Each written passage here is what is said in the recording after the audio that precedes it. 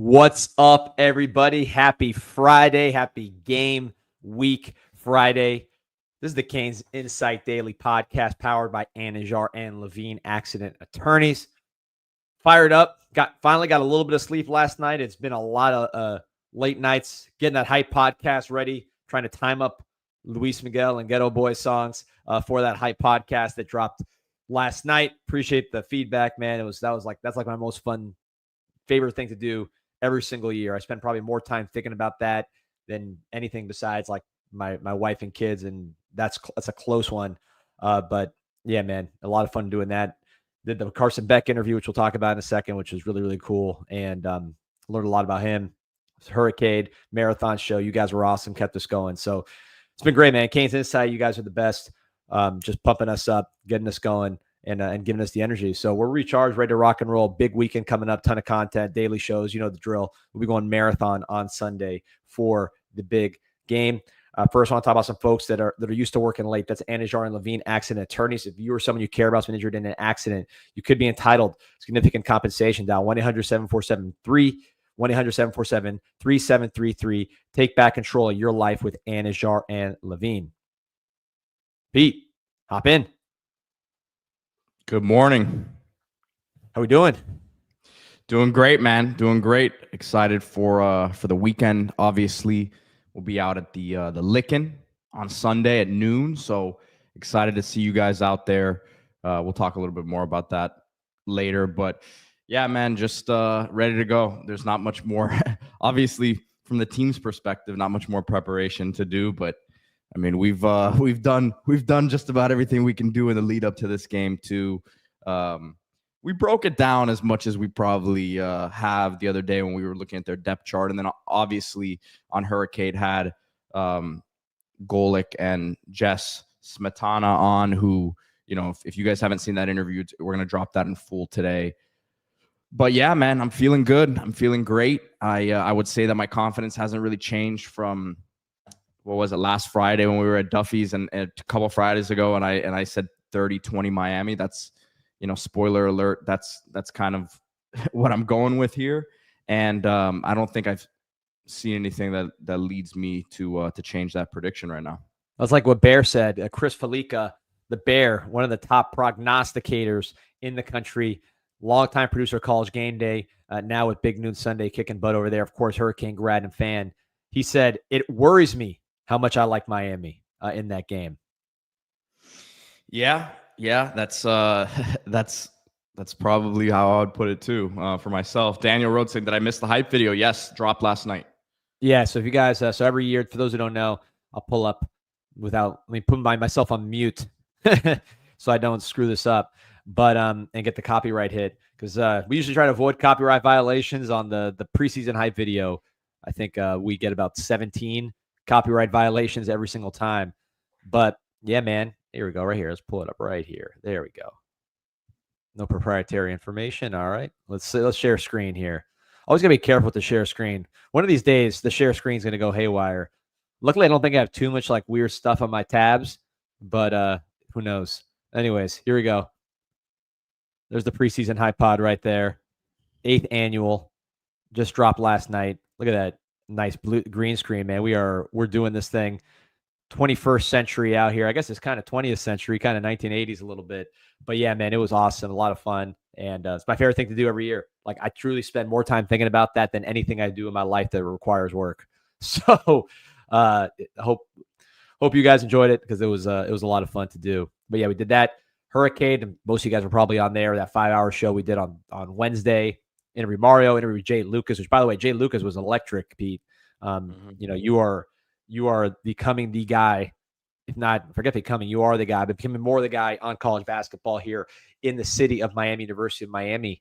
And he was great. Got him on. He was working hard. That was great. I mean, really, all the guests were awesome. Bruce Feldman, you know, your boy Brett McMurphy was electrifying out there. Kevin Clark was loose out there. I'm playing golf with Kevin today, so I'll hopefully get some more crazy takes from him. Oh, Clark and David Lake, man, they were awesome. That was just a fun day, man. That was really a fun day. and it's all on YouTube. 5 hours worth. We cut them all the little videos up on the little, like we cut like the little interviews of the various guests separately. So if you don't want to skip to those interviews, you could. If you want to see 5 hours of us buzzing, check it out. Trey Moore saying you were buzzing in the hurricane. So yeah, let's talk about buzzing, which you can find at drinkbuzzin.com. That's drink BUZZN.com, or actually at Big Daddy Liquors. If you guys ever go to Big Daddy Liquors right there by next to Flanagan's, Big Daddy Liquors will take care of you with the buzzin. 7.5 milligrams of THC. Yeah, man, we were buzzing off life, man. We're just drinking the buzzin, enjoying a cool, refreshing drink with bubbles, brightening the vibe. But yeah, man, we were buzzing off life. This is a different kind of team. There's a different kind of confidence. You saw when we had Mario on the show. He was locked in his game week, but I didn't sense a lot of tension in terms of like nervous tension, with him. He to me seemed ready to rock and roll and fired up. So it's a great week. Great week, setting up a great weekend, Pete. I don't know. I know we got to talk football here at some point, but I'm still buzzing. That's BUZZN, drinkbuzzin.com, Big Daddy's Liquors. But I'm still buzzing about the week. So much fun stuff going on, so much content that we have on the YouTube right now. It's being released through socials on CanesInsight.com, 7.5 million posts and counting. They're going crazy. So pretty good week for Canes Insight. What a great production job by Pete. Pete, I got to say, my wife said, you got to make the background of Hurricane the background for Canes Insight daily, which is what you said. So I think we got to, she was very impressed. I do have to make a new background. Yeah, I have to make a new background for sure. I realized she was that very impressed by what you did on the show. She's like, man, that was awesome. You got to do that again. Tough one to impress. Yeah, she was texting me all kinds of feedback during the show. Always does. I don't know how she has time to do everything else while also watching every bit of our content and giving us specific feedback. She knows who the third string left guard is now, just from listening to all these shows. Shoot, I don't even know who the third string left guard is right now. Well, Notre Dame says they're 8 deep at defensive tackle. Listen, we heard the other day the QB situation. It was a great battle. No disrespect to Jess, but she laid it out, man. They had a great battle. It was two great quarterbacks, and it was a tough decision because both of them were so stellar during camp. So, listen, between that and the eight D tackle rotation that they have, I am getting a little more worried now that I think about it. Let's start there, Pete, because I want to talk about that. Like, I think maybe on this show we'll talk about Notre Dame in general, but I want to give some takeaways of all the stuff we did. We did a million interviews, right? We did a ton of this stuff. What are some of the takeaways and things we learned from those interviews? And I think one of those, let's start right there with the quarterback battle. We got the very political answer from Jessica Smetana. I'm the one that does that usually on the other side, so I understood the lingo. But when it comes to that quarterback battle, Bear Felica, Hurricane grad, yes, but a national guy, a legitimate media personality, prognosticator, which is the most objective of all occupations, right? Picking games against the spread. And a guy that's very plugged in to the top people in the country, along with Brett McMurphy, top national writer, dining partner and buddy of Peter Ariz, Poke fan. Both of them basically said, and I think actually McMurphy might have even been even stronger than Bear, saying that this was a political deal, that CJ Carr got the job and people think he didn't win the job. And there's a lot of people who kind of, in his words, I think he said something like morbid curiosity or something cryptic like that, watching CJ Carr. Because a lot of people think CJ Carr might not do well because of the background of the decision. This is national people. This is not Miami fans speculating. So it's hard to talk about big takeaways from all the interviews and all the stuff we've done. That to me is number one, is national people, legitimate, serious national people think that this quarterback situation for Notre Dame is a little bit of a mess and that there was some political motivation trying to keep CJ Carr from transferring that led to CJ Carr going to Notre Dame. Well, that and it's funny. Notre Dame, sorry. It's funny because I think the other thing that I've come to really realize the last couple of weeks, and David Lake brought it up too, but it's almost like the narrative has now flipped back on Carson Beck, and everyone's saying, like, nationally, there's a lot of positivity about it. Even Aaron Murray, who did a video like when he transferred that I broke down like one of these late spring summer shows that I remember you weren't able to get on the show that day, and I kind of just like played his comments, and the comments weren't very positive from him at that time. And I just saw like another video from a couple of days ago where Aaron Murray was glowing about Beck still saying that he was still an elite quarterback and all that. So I think that narrative is flipped somewhat too. Yes, you're going to get it from the opposing fans, but the people that we've talked to, I mean, all the people we spoke to on the show have had very positive things to say about Beck. And I know not all of them were at practice, and they're getting a lot of this on secondhand reports, but yeah, I don't know Mario to be someone who's hyping people up behind the scenes if they're not deserving of it. Willie Little saying, morning, fellas. Watch the Carson Beck interview. As always, fantastic job. The way you ask questions seems to disarm the players, and they open up and allow the real personalities to come out. No, I appreciate that. I mean, obviously, look, the interviews are in the practice facility. They're in the HECT. So there's a certain comfort level there, and everybody there does a great job. Talk about storm sessions for the University of Miami, which if you're not following the official hurricane account, I think you should do that, and also check out storm sessions. But yeah, man, Beck was awesome. What surprised me was not that he was cool. And here's the interview here. You see him having a good time laughing. What surprised me was not, just that he was a cool guy, but it was a very smart guy and everything else. But this is a 50-minute interview. Not all of them are 50 minutes. Some of them are 20 minutes. So the point being that he was very much open and ready to talk and ready to share his story and be very honest as well. So, I was very impressed with Beck's IQ, personality, seriousness, football seriousness, the whole thing. But also, I mean, man, I was surprised by how forthright he was and how it wasn't long-winded because he wasn't rambling, but how much he talked, right? He was very open. Brigger, I think he's probably a little frustrated that people have some perception of him based on, and I love the Cavender twins. I had them on the same show, and they were great. They were great with me on camera. They were great off camera. They were like talking about my daughter. Like, they were awesome. Nothing but love for the Cavender twins. But because they have an outward personality and outward platform, and that's how they make money, and this guy gets involved in that, people assume that that's what he's about. He's really not like that. Just being around him and talking to him, he's all about football. That's really what he cares about. He's not a social media guy, but he also probably, I think, feels like that there's a perception that he's like standoffish or like not personable. And I think he's kind of like, my teammates don't think that.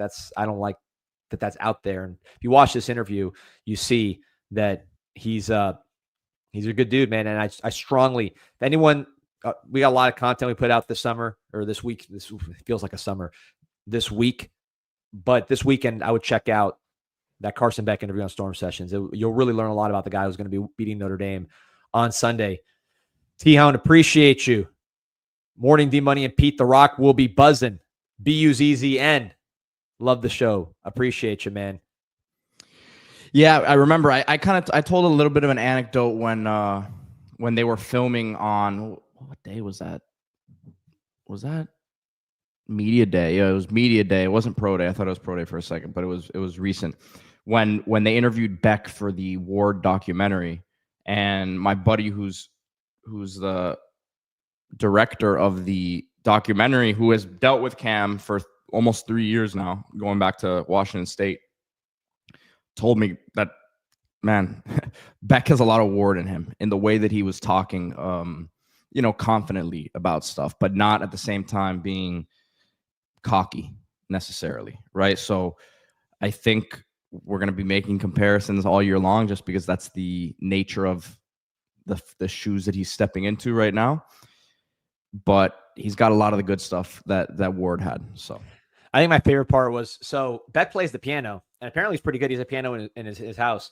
So we were talking about music. He was talking about his grandma playing these beautiful, long Beethoven, Mozart compositions, and he was going into depth about the emotions conveyed through music without words and a million things. And I'm like, so, Carson, what's on your playlist? He's like, Young Boy, Rod Wave. So he went straight to the modern music after all that classical talk. But everybody loves Rod Wave on the team. I gotta listen to Rod Wave. I'm so old. I'm not up to date. We had Ghetto Boys on the Hype podcast, like the Resurrection. I think that came out in '95, before you were born. But yeah, Young Boy was Carson Beck's go-to before games. I'm sorry. I just got a very disturbing text from our friend Kevin Clark.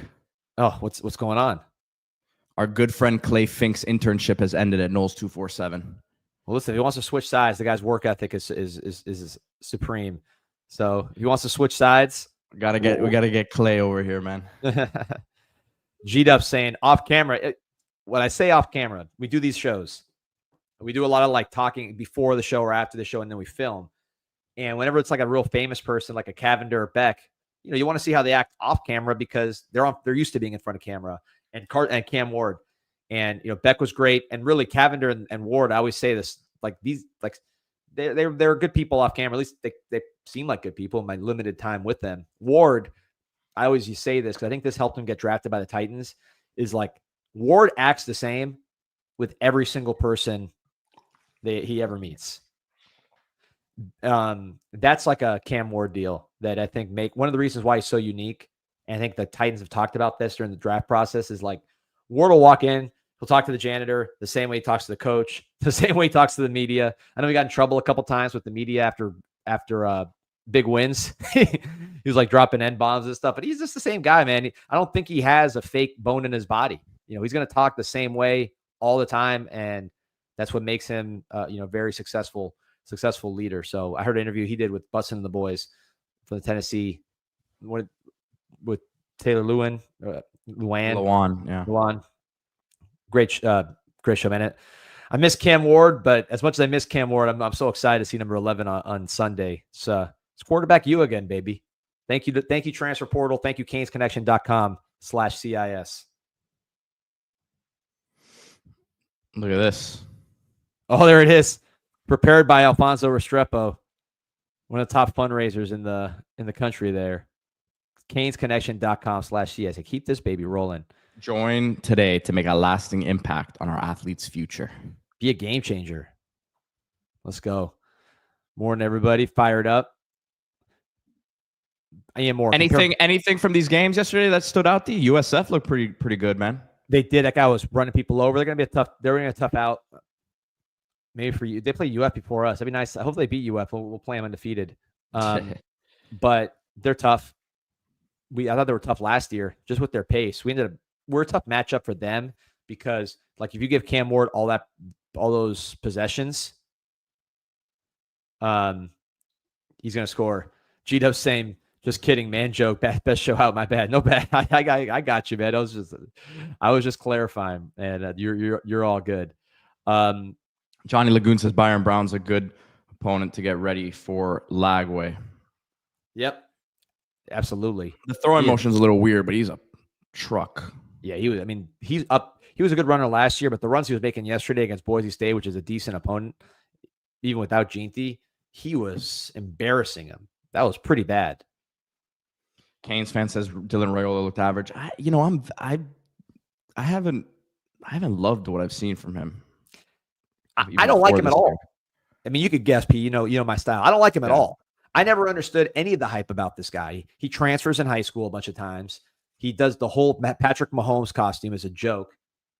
I've never seen him be good. And denies it. It denies it. That's what I don't understand. He did this thing, whatever. I've never seen him be good. I said this take last year, and I was crucified. Oh, South Florida homer. CJ Bailey. I'll take CJ Bailey 20 out of 10 times over Dylan Raiola. And by the way, not only is he better right now, by far, in my opinion, he will be much better down the road because CJ Bailey's arm is starting to match his body. He always had that kind of weird release, and now it's the body is because he's huge. So now it's all starting to come together. He's gaining weight, kind of with a lot of these South Florida quarterbacks. CJ Bailey, to me, is going to be one of the best quarterbacks in the country next year on his current trajectory. I'm super bullish on him. Great intangibles.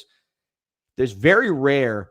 This is why I'm a Diabell fan. It's very rare that you have a South Florida. South Florida does not produce quarterbacks like Texas. Okay, the volume of quarterbacks is not comparable. But when you have a quarterback in South Florida that is over, that has the Power 4 measurables. Let's say they're over 6'1", 6'2". They have the arm, whatever. They have the offers. How often do those guys bust? Like, Pete, what quarterbacks, you follow recruiting close. What quarterbacks, let me know in the chat, how many quarterbacks that are over 6'1", 6'2", that are not, they have legit Power 4 measurables, the arm, they have offers from Power 4 teams, and they're from South Florida. How many of those guys bust? Mendoza, CJ Bailey, Lamar Jackson, Jacoby Brissett, Teddy Bridgewater, Mike White, Brandon Doty. I mean, these guys, like, there's not a lot of them because most quarterbacks are either short or just not that talented, that they don't have those P4 offers, their skill set. Tyler Huntley. These guys all are good. They very rarely bust from what I've seen. So to me, you're not going to make your living on South Florida quarterbacks because there's just not that many of them that have those categories. But when they do, try to get them. Try to get them, man, because if we had CJ Bailey or Fernando Mendoza, I'm glad we have Carson Beck. I think he's going to be the best quarterback in the country this year. But long term, those guys would have helped a lot, man. I was just going through some of these scores and box score. I saw UCF beat Jacksonville State 17-10. Their starting quarterback got hurt, and then the backup came in, Taven Jackson. I guess Jakari's a third stringer. I saw Jakari graduated, by the way. Congratulations to him. Yeah, no, shout out to him. But yeah, I was out, man. I fell asleep during that game. It was a long week. Tough loss for the Miami Beach Bulldogs. We were in a rebuilding phase where we moved up to 11U, and then all our good 10-year-olds stayed down instead of moving up. So they won their game like 30-0, and then we had half a team missing. We had to bring in guys off the street. So, let's move our kids up here if they're ready. If they're all-stars in 10U and they're 9, move up. You don't got to stay in 10U and be double all-star.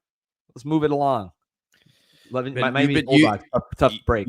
You've been seeing too much of these South Florida kids reclassifying, D. That's true. That's true. Yeah, man. I mean, how do you learn winning a game 30-0? Come on. John Lagoon asking, how did the E-Money hit? He was 1 for 2. So the second one could have been an infield hit, maybe. I scored an error because they gave me the Game Changer, which for those who don't know, I'm sure we've got youth sports dads on this chat. Game Changer is like this app where you basically put in the box score as it's going, right? You keep the stats during the game.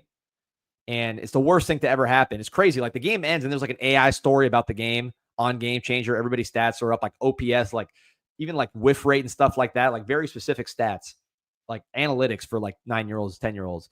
The worst thing about it is if you're the person keeping it, you got other parents like, oh, did you score that one in error? Did you score that one a hit? Why'd you score that one in error? Like caring about the stupidest things. And then the kids worry about it and it's a total debacle. But I was roped into this. That's terrible. I was roped into this. So to answer your question, Johnny, we had like 3 hits on the day. It was a very rough performance. But E-Money, nice single up the middle. He's hitting 4th right there in the cleanup spot. A nice single up the middle.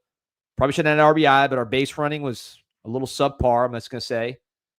The guy didn't score from second, but we got RBI hit up the middle. Second one, again, could have been an infield hit, but me being the man of class and dignity that I am, respecting the game, I scored it as an error for my son. Teachable moment. Probably should have, kept his head in the zone a little more, kind of rolled it over a little bit, and but still got on base with the error. So, anyways, that's it. This young Max Galvin is what Johnny Lagoon says. Yeah, he's got the hair. He's a lefty, but he's not hitting lefty yet. He's like the worst split. He's a righty hitter and a lefty thrower, lefty pitcher, lefty center fielder. So we're trying to work on that lefty swing until he's confident. But that's the problem. That's the problem, is that because of Game Changer, he doesn't want his stats to go down for like half a season while he's adjusting to lefty. So development is being lost for stats, for stat keeping. So whoever had a Game Changer, you're really killing us with that one. Trey Moore says, E-Money, MLB comparison. Right now he's Cody Ross because he hits right, swings left. Cody Ross, man. Great Marlin. Yeah, long-term, I don't know. I mean, that's just because of the split. I say long-term, I think he'll eventually be a Lance Berkman, which is a lefty thrower, righty-lefty hitter. His defense is pretty good right now. He's a good center fielder, I got to say. But his athletic ability, he replaced my guy Amari Stoudemire's son in center field. So probably the most profound athletic drop-off from a genetic standpoint in the history of sports. But he's a good center fielder. I just don't know. We got to keep him moving so he can stay at that position as time goes on. But we're working hard. Question about Duffy's. I'm going to be at Duffy's tomorrow for sure. I probably should record from there maybe tomorrow. Maybe I'll do an afternoon show, Pete. I don't know. We could do an afternoon show from Duffy's here. I'm heading that direction anyways, so stay tuned. Might have a little later on drop at Duffy's, but let's talk Duffy's because they're asking about Duffy's Tavern. So let's give it to them right here. Duffy's Tavern. You may remember it if you're any kind of Miami resident, South Florida resident. You know what the real Duffy's is. You know it's not the Duffy's that they put in chain malls. This is the real Duffy's right here. A unique watering hole on the edge of Coral Gables. Peter, are you West Miami or you Coral Gables? What are you officially? Technically, I'm Coral Gables, but I'm really like my zip code's Coral Gables, but I'm really think it's like Flagami. I don't think it's not West Miami either. Your heart bleeds Flagami. But yeah, man, that's it right there. Now accepting credit cards. It looks old and classic on the outside, and it is, but when you go inside, it's got all the modern amenities. It's got great food, a touched up, modernized menu with all the classics still on there. And then the walls, look at how old school this is, man. How dolphin grilled fried and Cajun, mahi fresh from Biscayne Bay. It gets no better than Duffy's Tavern. If you're coming into town for the game and you want to really feel what Miami's about, Duffy's Tavern's your spot. You can bring family there. It's not like a dingy sports bar. It is a family atmosphere, tons of kids. And you go on the wall and you see Canes greats going back to like the 70s at Duffy's. So if you want to really be part of Miami history, Duffy's Tavern, it's a no-brainer. I will most likely be there tomorrow to watch all the Saturday games, and I'm probably going to be there tonight, maybe in the afternoon, do a little afternoon dip for the Canes. So we'll see, man. It's going to be fun. Johnny Goon loves the burger there. Canes got St. Pete is Westchester, Glenvar Heights. I know. Glenvar. I know that's true. Listen, I'm Glenvar to the core, man. Glenvar Heights. That's the home base right there, man. Lake Catalina, stand up. Yes, sir. Ghost and Yvonne says someone has to give Steve Kim a Canes pod. We're gonna be getting Steve on a lot more, I think. And by the way, a lot of you guys maybe newer here in the last year or so, but we used to have an old podcast before this rendition of it. That was like the first Canes podcast, one of the first Canes podcasts out there. And Steve was a very regular guest. Steve would come on like once a week with me. Yeah, he was. Javion Mallory, 3 touchdowns, 150 yards rushing in the third quarter. Let me see if they got the huddle for this game. I do have some recruiting scoop. Oh, please. That I dropped on the Discord. Excuse me. That I dropped on the Discord last night.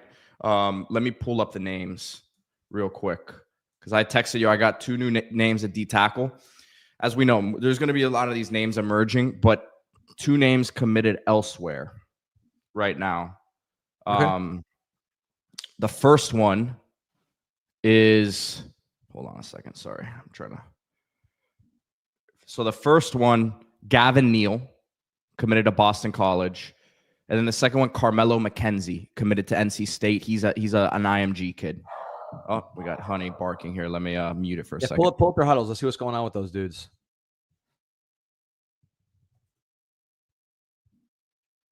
All right, hold on. Pete's handling Honey right now. Let's see what's going on. Shout out to Steph the chef. He's doing well, man. I talked to him a few months ago.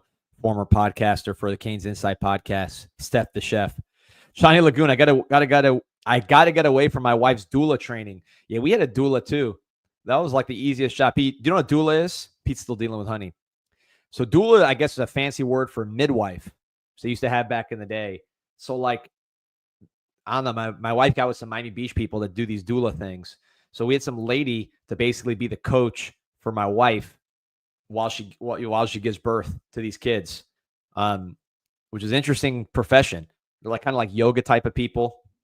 And I remember the only doula I know was the Ford kid, Johnny Ford's brother, Lalo Doula. That's what he went by on Instagram. I think it was the first one. Ford. The first one, I forgot what we paid her. It was something crazy, but like my wife almost had the kid on the side of the road because it was a fast labor. So the doula showed up to the hospital. Baby's already out there, collects a check and bounces. The other times they were a lot better. They were able to kind of be with her, talk to her while I was, looking at highlights of, I don't know, whoever was the prospect at the time, Will Mallory. So here's Gavin Neal. And Gavin Neal is he's from Chicago. Let me get some more numbers on him. Oh, so Chicago. He's from Marian Catholic, Chicago Heights, Illinois, Boston College commit, listed at 6'3", 285. And you're not gonna see a lot of. I know we always say we want bigger, but that's not what the scheme wants. So you're gonna see some of these quicker athletic types, D. But he looks like he's strong. He looks like he's built. He doesn't look stubby. It's hard to tell again from this angle, but I mean, he doesn't look small. What I like is Chicago, right? We always talk about get these guys in cities, stop going to, places where they still have the old Cracker Barrel logo, and you're not going to be able to get these guys because they're going to go to the SEC schools. You got to go to the cities just because it's just easier to get those guys in a city environment when they're already living in a city. Chicago, of course, we got Justin Scott, Marquise Lightfoot, 5 stars, Russell Maryland back in the day. Nice quickness here from this dude. And then Boston College, Pete, this. Boston College always gets these guys. They always have these little great defensive linemen, and you look up and they have 15 sacks, and they're from one of these northeastern or Midwest towns. And you're like, how did this guy get there? But they get him at this size, they develop, they put him in the weight room. These guys are good motors, they're athletic. Then next thing you know, NFL prospect. So I like the profile of this guy. I'm watching the film. Film looks good. I would love to see him live just to see kind of the dimensions. So interesting interesting offer. And I'm glad we're working, man, because defensive line, it is the number one blue chip position. We always talk about it. 5 stars are the ones you want. But there are guys who emerge as seniors. I think those are the guys you want to watch closer as far as the 3 stars is the guys that develop as seniors, because that means their body's coming together. Maybe they played a different position and they're peaking at the right time. So I have the other film right here. This is Carmelo McKenzie, IMG kid. He's committed to NC State, and similar sort of size profile here. Oof, I like that. Yeah, no, yeah, and he's got this guy's wide. Maybe it's the angle, man. The guy's a wide body, big bottom. There you go. Look at him get after it there. No, this is 8.5 sacks last year at IMG. He's listed as 6'2", 280, so maybe an inch shorter than what's his name? We were just talking about Gavin Neal there, but similar profiles here. Ooh, you got a little. He's got some movement, man. Yeah, I'm liking this. An NFL scout once told me with these big guys, man, watch how they get up off the ground after a tackle. Yeah. Just like seeing how coordinated they are and how quick. And I just saw one there where he hopped right up, man. And their hips, if they get up like an old man, the hips probably aren't where they need to be. By the way, happy birthday to Hassan, man. Appreciate you and everything you do in the chat and for the show. There he is. I like these two offers, man. I mean, there were some other kids that we've watched, that from a size standpoint, I don't know that they had the athleticism to make up for it, quite frankly. And I think these guys are more in line of what you're looking for. Oh, no doubt. NC State, another school that does very well on evaluations on the defense side of the ball. 100%. They're very similar to Boston College. They just have guys that you see and you say, "Hey, wow, nice move." This guy can move. This kid, an IMG kid. Also, I'm surprised we hadn't heard his name until now. Yeah, he's IMG has a lot of guys that kind of slip through the cracks sometimes. Remember Michael? I guess So I'm reading this. I guess what's IMG Academy White? Is that do they have another team? Like a B team? This was in 2024. He racked up, I'm looking at his stats here, 37 tackles, 8.5 sacks. But I see, what's his name? I've seen Jake Cruel on some of these clips too. So, so that'd be the A team. So yeah, I don't know. It's committed to NC State. It's not like he's committed to Yeah, but either way, we're watching it. This is against Manatee. They're playing good teams. It's not. Yeah, nice. I had never seen that. I had never seen it referred to as a different IMG Academy White. I don't know. Yeah, he looks the part. We'll do some research on this guy, but that's nice. Yeah, I like this guy. I like this guy. Canes Cat, of course, knows the answer. He says the white team is the team that plays local teams in the state of Florida. So I guess they don't travel as much. Play by the rules. Going to watch Samorian Wingo play tonight. They'll give us the scouting report. He had a great debut, Samorian Wingo. And by the way, great scoop, Pete, with the work on the 2 new defensive tackle prospects. check out Pete's the work on Discord. It's in his, where do you find it? On your Twitter profile, on your Instagram, all that stuff. Yeah. I'll drop it. I'll drop the link here too. But I dropped those names last night. And the other thing that's crazy to me, D, about this weekend, and you put it out on the website with the list of recruits, but the entire recruiting class except for Jackson Cantwell, who, from what I understand, he's so locked in his season that he just doesn't want to like disrupt how he's, doing things. But you have 22 commits and 21 of them are expected to be here this weekend. That's never seen anything like it in the 15 years covering this team. And some mystery visitors, so stay tuned. Yeah. Raphael saying, D-Money got me fired up with his hype video, packing up today, ready to jump on the bright line to Miami this morning. Let's go, Canes. You have a safe drive. Enjoy that. Hassan, appreciate the words. Yeah, check out the hype video if you guys haven't. It's there on our social or on our YouTube, on everything. 8th annual. Next one's going to be good. The next one's going to be good. Next one's going to be a celebratory hype podcast. I don't want to apologize at the beginning. Getting people excited here with the mystery visitors. You know who won't be a mystery visitor is Keys, Tristan Keys, as he flipped to Tennessee yesterday, D. That feels like a triple flip to me. I think Tennessee's going to suck. That's one of my big predictions is Tennessee's going to suck this year. Big time. Big time. I'm a Heupel fan, but who's good on that? That's weird though, because I mean you like Joey Aguilar when he came over there, but I think that they've lost. No. I said they should have gotten Angeli. I think Aguilar sucks. Then I completely misremembered. I thought you were advocating that it was a good deal when it happened. No, it was a good deal. I think it was a good deal to not pay Nico. I supported them on that, because I didn't think Nico was worth all the stuff he was doing. But it's not a good situation when you replace him with Joey Aguilar. Yeah, I would have, if I was them, I would have gotten Steve Angeli. That's, to me, the no-brainer move. Martin Dubé saying Tennessee has no quarterback. Why go there? They have the number one quarterback committed. So, people know me. I'm the biggest get portal guys every year. That's kind of my deal. You see how it worked out for them the last time they got the number one QB. Yeah, I'm currently tampering with CJ Bailey. At least, in my heart, I think I'd love to see him in the orange or green next year. But yeah, portal's the way to go. The one benefit I will say of getting these very expensive, very risky high school quarterbacks like Nico, who transferred out of Tennessee, is after collecting a lot of money to do nothing. But the one positive is they do bring players with them sometimes. So Keys, I'm sure a big factor in him choosing Tennessee is that they have the number one quarterback in the country committed for next year. Johnny Lagoon going in on our Cuban quarterbacks here.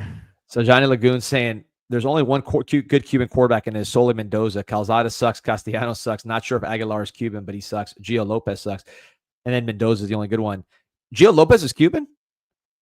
If Gio Lopez is Cuban, and I've learned Castellanos is Cuban, so I didn't feel bad about. He was born in Miami. Was he really? Yeah. Yeah, I didn't feel bad about criticizing him on the show yesterday or on the Hype podcast. But Calzada, yes, the Cuban Missile Crisis they used to call him. Not getting anything on Gio Lopez. He's saying no idea. All right, you're jumping to conclusions there, Johnny Lagoon. Give us some information on that. I'm not getting anything here that says he was when I searched Gio Lopez Cuban, there is a Cuban American political activist and musician named Gio Lopez who lived in Cuba for 3 years before being forced to leave. This is not the same Gio Lopez. Yeah, 100%. That's funny. Yeah, 3 Cuban quarterbacks alone is preposterous. Getting even more would be 100% record. The Canes have another Cuban quarterback on the roster right now, Vinny Gonzalez, son of Joaquin. He's a freshman. I heard he's good. Yeah, that's one of my former players, man. Former student of my mom's. He was valedictorian at the school, so smart kid too. Obviously, good genes there when it comes to the IQ. As Joaquin was a very smart guy himself. So, the Canes we will keep a Cuban QB on this roster. By the way, you could tell who the Hispanics are. Listen to the High podcast that recognize that Luis Miguel song. Everybody else is probably we had 2 comments in a row this morning about it. I saw within 4 minutes of each other. Everybody else is probably like, "What in the world?" But yeah, man, that was a lot of fun. You know what else is a lot of fun, Pete, is what we're going to be doing on Sunday all day. I got it here. I'll pull it up. Tell them about it.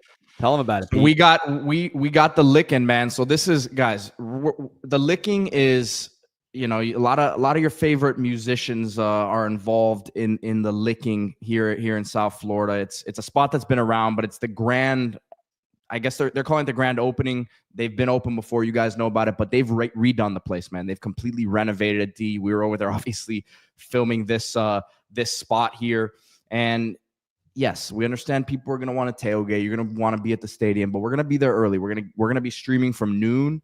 And like I said, we'll be doing this in waves because we still want to be able to meet up with a lot of you guys who are going to be there. So we're going to stream, take a break, stream, take a break, stream. So we'll be there with you guys. We got a little spot in the back that we're going to be, doing the live show from.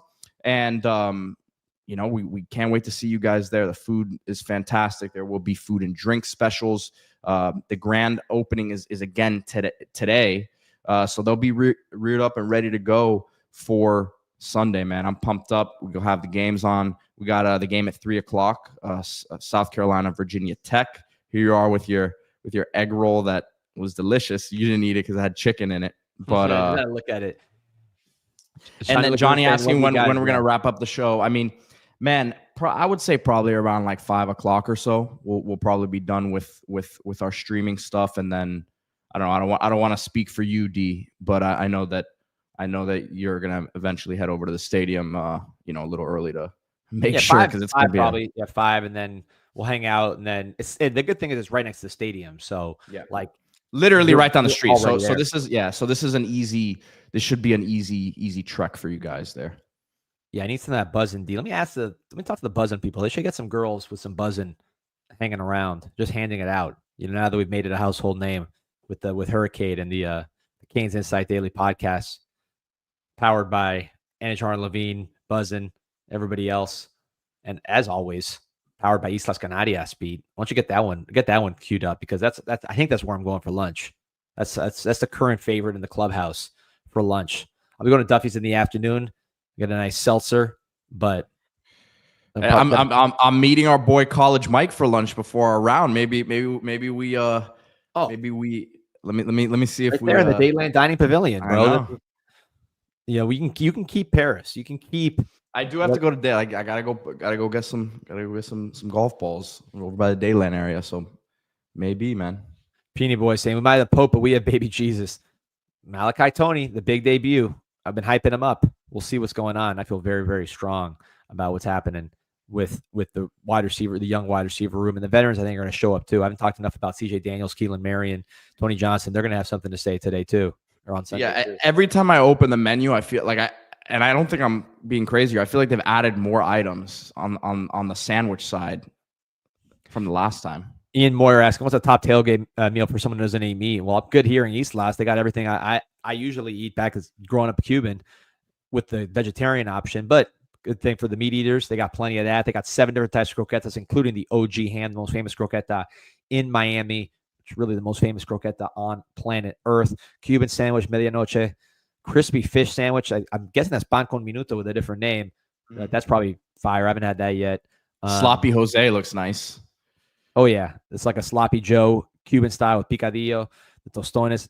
They got so many. They got every single classic option you could ever have at Islas, which any Cuban will tell you is the #1 spot. So you got all the authentic stuff. If you're not, if you're coming, you say, I want authentic Cuban food, want to learn what this is all about. They got all that, but they also got different stuff. So if you've been eating this kind of food your whole life and you want to switch it up, they got that. The Eileen Andrade, one of the top chefs in Miami, period, fine dining all the way down. She puts her spin on the menu because that is her family restaurant. So Islas Canarias, nothing better. Longtime sponsor, lifelong friends over there at Islas Canarias. I will tell you, as Ian's asking for, if you don't eat meat, what do you eat for the tailgate? But if you do eat meat, D, you got to go to Lamelo's. Lamelo's Meat Market on 98th and US 1. You got the Wagyu, you got the Prime, Australian, Japanese, you got the American. So I did a show from over there earlier this week. You guys get 10% off, CIS 10. Again, if you're not local in Miami, ships nationwide here. Look, I mean, the marbling on this stuff again. I know you're not indulging these days, but look at that. The marbling on this stuff is ridiculous, man. And it's not just a steak. You got burgers, sausages, you name it. Lomellos.com. Nick and Nick says Barstool had us winning less than 9 games for whatever it's worth. Well, I'll tell you what it's worth. Nothing. But then again, none of it's what we say is worth that much. You got to watch the games. If we do what we're supposed to do and what we do in practice, the world will be talking about Miami on Monday, and then we'll get all the hype we need. They want to slow down the hype. There you go, Andrew. Yeah, definitely make a stop at Islas on Sunday morning. They will take care of you. And anytime you guys go to any of these sponsors, tell them CanesInSight sent you. Helps us out, helps us keep this show rolling and doing what we do and trying to keep escalating it. Got over 700 on the stream right now. Remember to hit that like button, subscribe to the channel. I know we've kind of just been hanging out today. It's been a long week, and we still have I still have to post some of these videos from the other day, man. We had so much content from that. I don't want it to get lost in the shuffle. Trey Moore saying, "What croquette do you think Ruben Bain eats? He's looking slim, man. Shout out to the whole Bain family.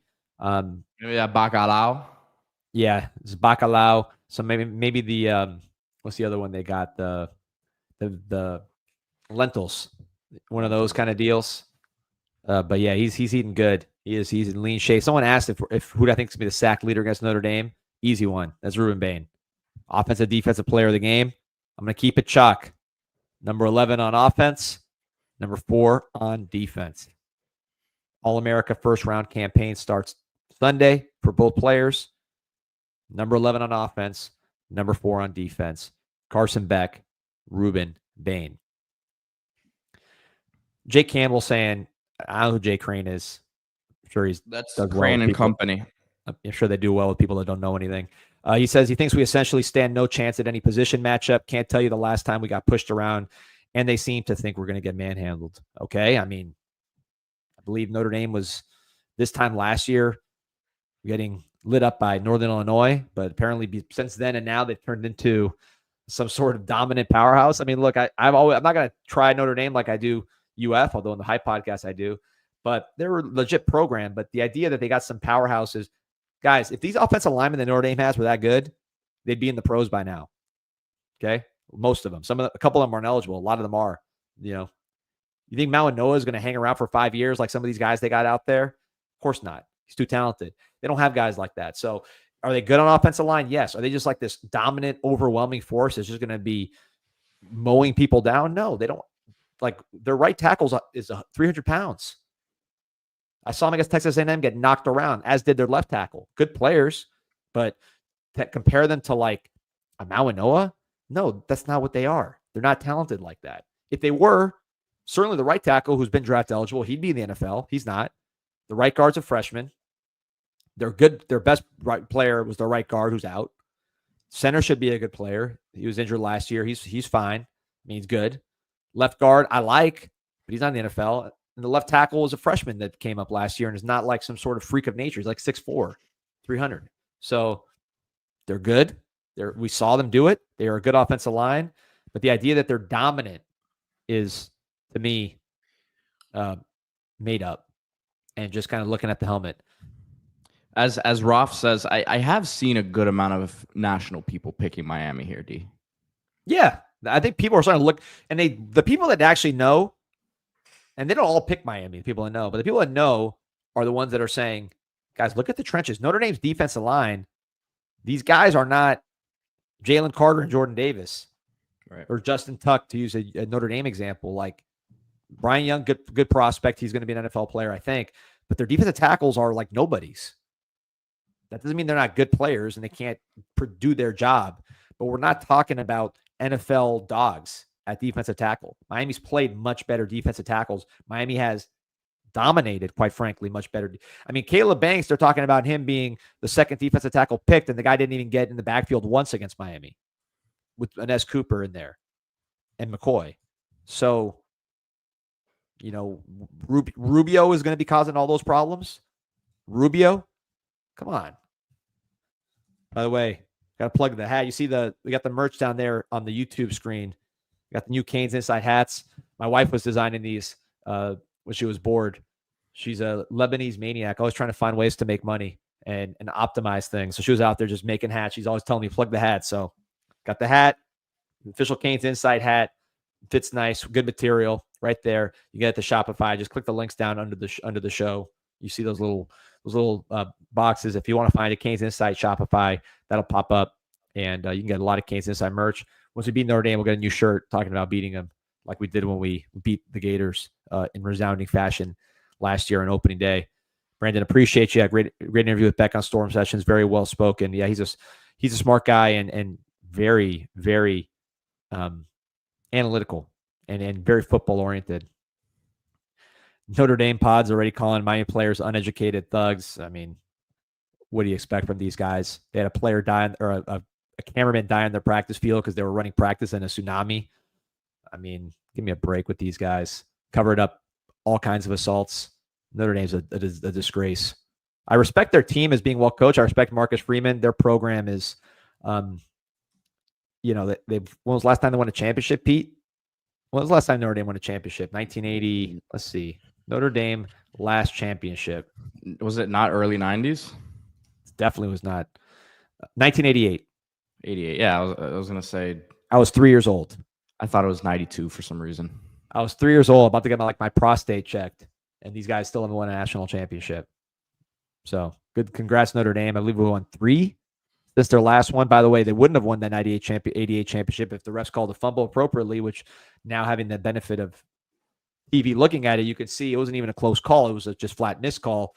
Ball hitting the ground. They're calling a fumble. So they win a championship off what was really not even a borderline call. Like the pass interference against Ohio State, obviously we all think a certain way. You could argue that. This was like literally just a missed call. The ball hit the ground like hard, and the refs either missed the call or were getting paid, and they missed that one, and Notre Dame won the championship. So even that one, which was 37 years ago, they shouldn't have won that one either.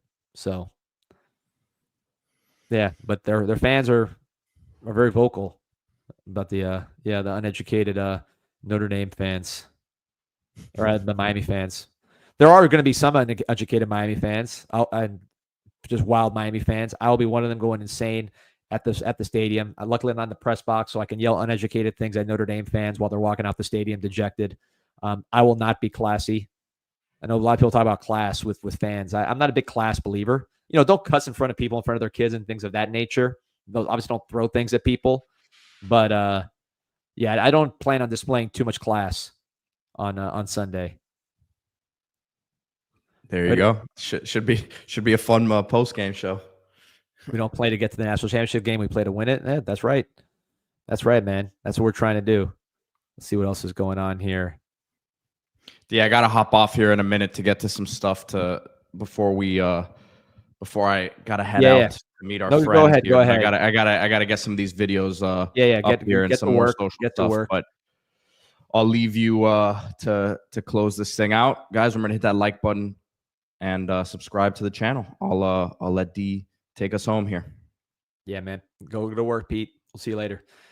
Appreciate you, Jay. Yeah, preseason hype video, man. If you guys haven't seen it, check it out. It's right there on the YouTube channel, and that'll get you ready for Notre Dame right there on our YouTube channel. The 8th annual preseason hype video. What else we got going on here? There's some religious wars in the comments. We'll keep out of those. Larry Shender, not enough is being said about the experience of Beck versus Carr. Without Riley, they lose their experience as second leading rusher. I mean, Riley Leonard was a stud. We've been saying on this show, people, and I've always liked Riley Leonard. That's not me just saying that because he's gone. Me and Pete liked him since he was at Duke. But yeah, the experience difference, there's no compare. I mean, some of my guys 24-3 has played in the biggest games in college football history, and CJ Carr has never thrown a pass. Yeah, I would say that there's an experience difference. By the way, we're at home and they're on the road. So other than that, CJ Carr stacked up for success. DMP, don't worry, I'll let him have him. I see he'll be there in the upper section. Yeah, give it to him. Jet 305, they are not ready for the atmosphere on Sunday. I don't think they are. So we got to make sure that we are very uneducated on Sunday. Nice and uneducated, nice and buzzing, nice and lubricated, ready to go on that night, drinking nice and hydrated, I guess is a better way to say it. Let's see what's going on here in the comments. Pencraft saying the ball was tipped on the pass interference call. Yeah, listen, we all think that was a BS call, but I think the 88 call was even worse when you consider that it was just like plain as day. It wasn't even a judgment call. Those of you who will be at the stadium on Sunday acting a fool, it's orange out. So get your orange gear. They make it easy for you. The Miami Hurricane Team Store, MiamiHTS.com, the Miami Hurricane Team Store right next to the University of Miami. All you got to do is just go to the store or go online, use promo code INSIGHT20, get 20% off your first item, and look at all this orange stuff that you can get at the Miami Hurricane Team Store. They'll take care of you for the orange out. I like this. I like the baseball jersey personally, although it's not a baseball game. I know Coach JD Arteaga will be out there at the game. He is one of the most hardcore UM fans you'll ever see, and I know he's excited about his baseball team. We talked a little bit about that on the show. Jed305 said, I got my 80 starter jacket ready to go. Sean Stewart said, Canes fans being called the worst fans to opposing teams and fans was worn like a badge of honor. I would say it's probably true. Canes fans are pretty bad to opposing fans, and it's a badge of honor, man. Let's just get the win. Anything we can do to help this win is what we need. We just need to get this thing done, man. So like I said, we'll be doing shows. I might do another show today, maybe a little more football talk, some more Notre Dame talk. We just need to regroup after all this stuff. Check out the Hype Pod, which is on the YouTube. Check out the Carson Beck interview on Storm Sessions, which is on the official Canes YouTube. We did a Mario Cristobal interview on our show. Pull that up, actually, so those can see it, because I want to talk about this a little bit that we did on Hurricane. Shout out to Mike Ryan getting everybody, and Cam Gorby especially, getting everybody ready to go on that super long show. He was awesome in getting people done. But yeah, Mario, talk to Mario. He's locked in, man. He is ready to rock and roll. One thing that was interesting, he said, was just they did a lot of self-scouting in terms of things that they did last year that they expect teams to try to take away from them, that they're going to have a counter to. So just giving you a little bit of the game behind the game, that just on the amount of work that they do on self-scouting. So just because they did something effectively last time, short yardage, not losing yards, they're going to throw curveballs, not go crazy, but they're still going to throw curveballs and be ready for those that are scouting them by self-scouting before the other team scouts them. So that was an interesting discussion. He's my big takeaway from Mario is he's just laser focused on game week, man. He is ready to go, and he's very, very confident. Jet305 said, yeah, Bear and Mario were especially fantastic. It was an awesome show. So all those interviews should be up by today, I think. But we had Bear Felica, one of the top prognosticators in the country. Bruce Feldman, one of the top college football writers in the country. We had Jay Lucas, who was electric. I really enjoyed Jay Lucas. Of course, Mario Cristobal. Kevin Clark and David Lake, friends of the show, were awesome. Kevin Clark from ESPN, David Lake from 247. Jessica Smetana and Mike Golick Jr., who I don't know them. It was cool talking to them. Mike Ryan knows them forever. So a little back and forth with some Notre Dame fans. They got a great Notre Dame podcast, The Echoes, if you want to get some intel on the ops. But yeah, man, it was, and then Brett McMurphy was electrifying. He was no filter on McMurphy, man. He was calling everybody out, calling out Feinbaum, calling out ESPN, calling out Notre Dame for picking CJ Carr when he really didn't do good in practice. It was a lot of fun. Yeah, Clark is awesome. His pod on ESPN is great. Catching a tea time with Peter. That's why Peter's leaving early. He says he's got to take care of stuff for the site. He's really just getting ready for his tea time. So don't believe the hype. Rafael Lopez says, bring a poncho to the game. Did we get official weather report? I haven't heard the weather report. I know people were tracking hurricanes a week ago. So let's see what's going on here. Let's see. Pete, what do you guys think? Let's see. Pete's asking about posting the hype pod on Twitter. I think we can do it. And then let's see. We did a little Elvis hype video at the end too, like a little music video. That was fun. Probably post that on Sunday. Got to go down memory lane. Some really cool highlights. I want to shout out my guy Legends of Dade, John Carlo. If you don't follow that Legends of Dade account, check it out, because he goes into like the Wolfson archives, which is like old publicly available newsreels and stuff from the 80s and 90s, and he pulls the craziest footage I've ever seen. Some really cool stuff about like Jim Kelly hanging gators with nooses, like the alligators. Some highlights of him. Jim Kelly was a stud, man. I didn't realize how good Jim Kelly was. Let me say it differently. I realized how good he was as far as being a Pro Football Hall of Famer, but like I never saw him in college wearing the Cane uniform, kind of comparing him to other Cane quarterbacks. And man, you can see why he made the Hall of Fame with some of the throws. We have one of them in the Hype podcast. That dude had a rocket, but Got another quarterback here. Now we're in number 12. We're in number 11 and ready to show people what's going on. I heard a lot of scouts talking on scouting podcasts I listen to. They're watching very close to see what Carson Beck does on Sunday. I mean, a lot of scouts. I think there's like 4 GMs in attendance for the game. A lot of scouting credentials handed out. Precipitation percent is only 0.5 for Miami Gardens. All right, yeah. So there we go. Trey Moore says, it's impressive that you made Mario laugh. I wasn't trying to. I heard they had Bowflex machines at the FIU weight room. He confirmed it was true. There we go, Q. See you there at the game. Appreciate you. Looking at 20% chance of rain at kickoff. I like those chances. I want to throw. I think the rain hurts, doesn't really hurt one team more than the other, but I want to throw. I want to see Carson Beck out there dealing in perfect conditions. All right, everybody. Appreciate you joining us for the show. Enjoyed hanging. We'll probably be on again, and we'll do a lot of stuff. Ton of content backed up on CanesInsight.com. 7.5 million posts and counting. Sign up today if you're not part of that. And a ton of content on the YouTube channel. Interviews with some of the top people in the country. Carson Beck, that interview's on Storm Chest, and check that out. And then, of course, my High podcast, Labor of Love. Check that one out if you haven't. Appreciate everybody joining us. Like and subscribe. Go Canes.